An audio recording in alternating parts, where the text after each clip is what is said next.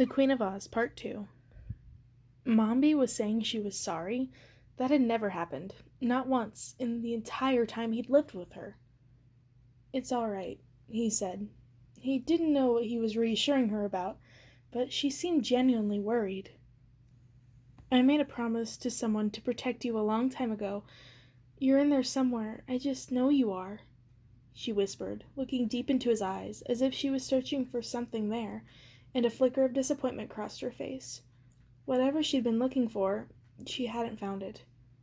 "Who?" he asked eagerly. She never talked about his past. "My parents? Did you know them?" Mombi shook her head. "I'm sorry, child. I know things here are difficult for you, but your safety is more important than you realize. I may have failed you already." She trailed off, looking impossibly sad. "It's my job to keep you safe. I can't tell you anything more, Pete. You have to trust me." Anger flooded through Pete. Trust her, when she spoke in riddles and would rather keep him locked up than let him see the world, but refused to tell him why? "Why should I trust you?" he asked angrily. "You don't even trust me enough to tell me the truth." "I can't," she said. "Why not?" he yelled. "You don't think I can handle it? You think I don't want to know where I came from? What's wrong with you?" But she only shook her head tiredly, picking up her spoon again. "This will go nowhere, Pete. I'm sorry. Go to your room." He stared at her, burning with fury and hurt. She wasn't going to tell him anything, not one single thing, and she was sending him to his room as if he was a child. "I hate you," he snarled. He wanted to run out of the house and slam the door in her face, but Jasper would be long gone. All around Mombi's house were just miles of wilderness that felt even emptier and lonelier now that he knew what he was missing. There was nowhere else to go. He turned his back on Mombi, stomped into his room, and slammed the door. He made so much noise that he didn't hear the faint whisper that followed him as Mombi stirred away at her pot. "I'm sorry."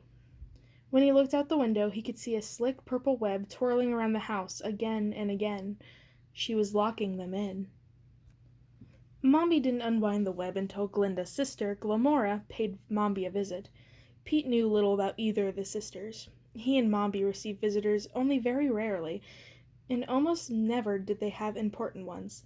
Just as he expected, Mombi sent him to his room as soon as Glamora arrived, looking faintly alarmed, but Pete silently opened his door a crack and leaned against the jamb, listening carefully as the two witches chatted.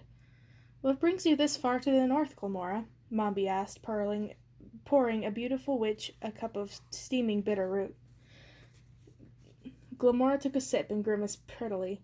"I don't know how you drink that stuff," she said in her low, musical voice.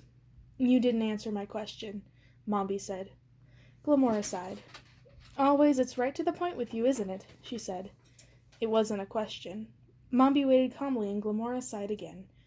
"It's Glinda," she said quietly. Mombi picked up a metal poker and stirred the fire. "What about Glinda?" "She's hiding something from me, Mombi. Something important. Possibly something big. I think it has to do with the wizard, or with who's ruling Oz." It was only because Pete had spent so many long years with Mombi that he immediately recognized the strain in her voice. "Ruling Oz?"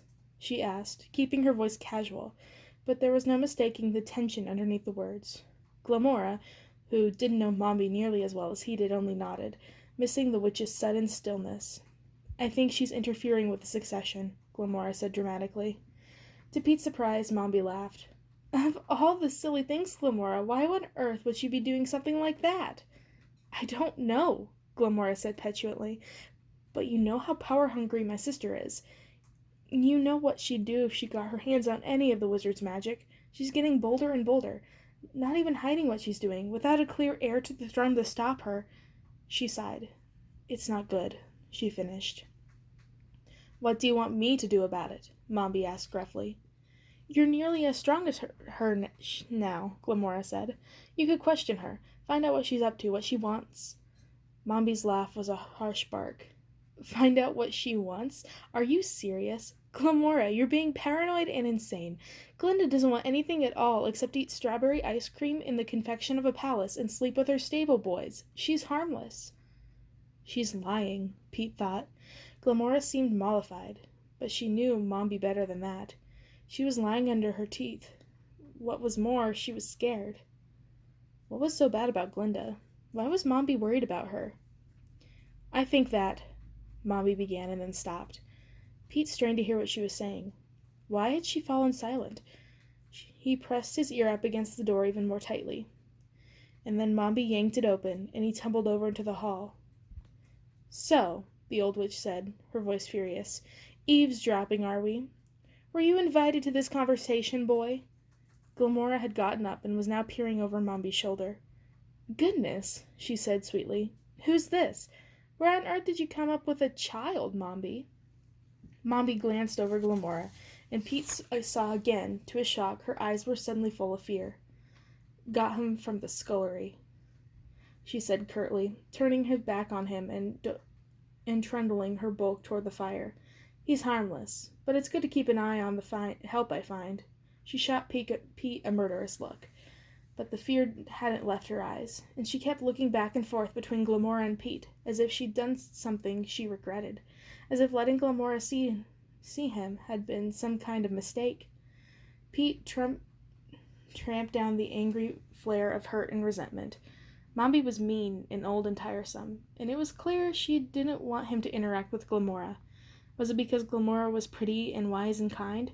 Did Mombi think he was too ugly, too clumsy, too stupid, and ill-read to impress a beautiful young witch? Shut up in his room, he seethed and hurt, outraged, silent. Outside his door, he could hear the rise and fall of Mombi and Glamora's voices. They'd be at it all night. He knew from experience. It would be hours before they did anything interesting. And he thought it would be hours before they noticed he was gone. This was his chance. He had Jasper's map. He could look for the Munchkin and the wizard. He knew Jasper had felt whatever connection ran between them two. He just knew the Munchkin would be overjoyed to see him again. Jasper had invited him along on his travels, hadn't he? He told Pete to come find him. Pete felt that strange, feverish sensation overtake him again. He definitely wanted to find Jasper again. And Pete was sick of the old witch, sick of living in the cold, miserable middle of nowhere, sick of runny noses and frozen toes and lonely hearts. Moving silently through his room, he packed a small satchel with belongings, a change of clothes, a notebook, the map Jasper had drawn him, a canteen for water. He unearthed a tiny stockpile of gold coins he'd pilfered from Mombi over the years from under the bed. He hurled the bag through his open window, letting it land silently on the cold snow before he climbed out after it. He dusted snow off his trousers, and he set into the icy night without a backwards glance at the cottage that was the only home he'd ever known.